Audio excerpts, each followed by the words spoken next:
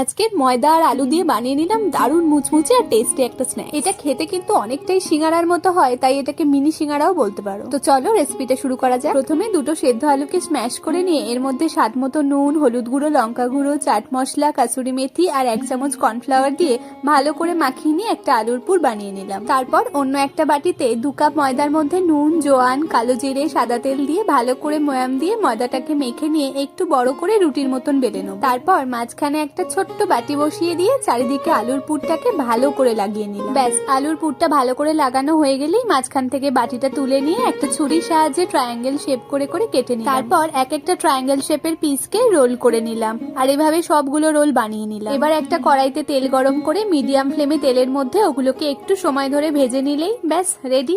দারুণ টেস্টি আর মুচমুচে একটা রেসিপিটা কিন্তু বাড়িতে একবার অবশ্যই ট্রাই করো। আর ভিডিওটা যদি ভালো লেগে থাকে তাহলে একটা লাইক, একটা সাবস্ক্রাইব করে দিও।